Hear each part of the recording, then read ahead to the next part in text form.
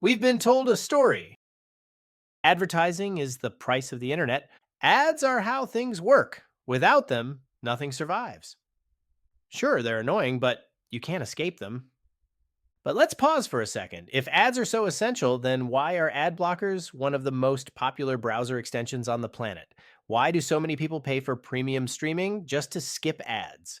Clearly, people don't want them. They tolerate them because they're forced to. That's not inevitability, that's normalization. But here is the myth: every exploitative system once looked inevitable. Spam emails in the 90s were overwhelming. Companies claimed they were just part of the internet. Users fought back. Now, spam filters are default, and nobody misses spam.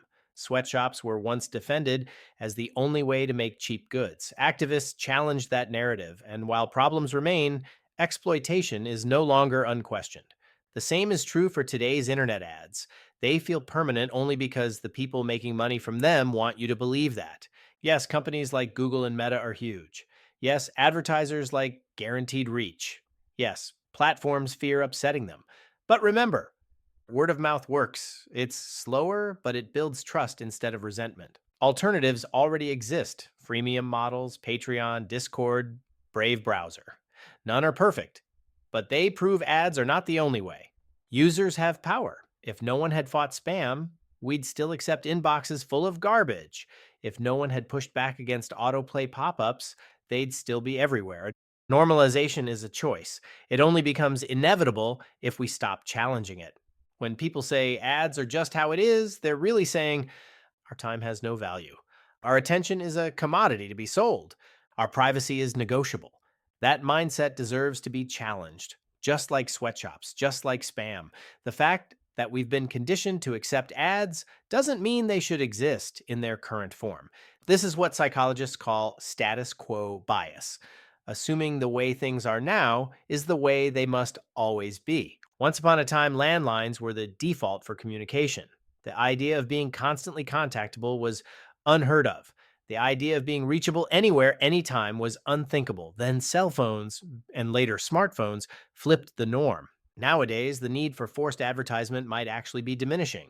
They have verified accounts, influencer campaigns, and communities that people voluntarily engage with. Sony's recent use of Gojo Satoru to promote headphones went viral not because it interrupted anyone, but because it entertained. Saying nothing survives without ads ignores the reality. Word of mouth, community led engagement, organic virality, and influencer marketing are often more effective than interruptive ads. And when people are pushed too far, alternatives always grow. We're already seeing it.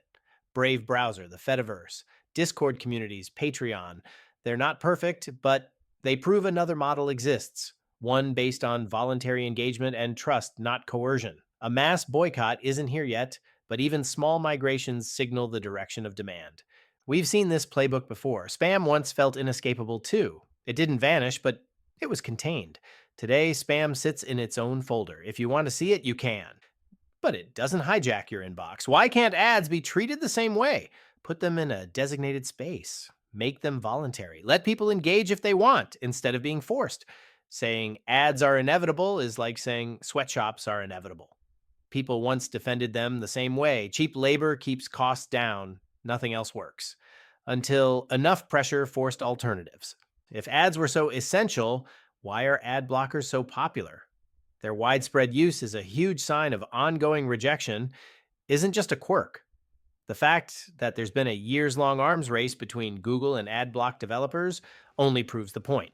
People will always seek ways to escape ads, and new tools will always emerge as long as the demand for freedom exists.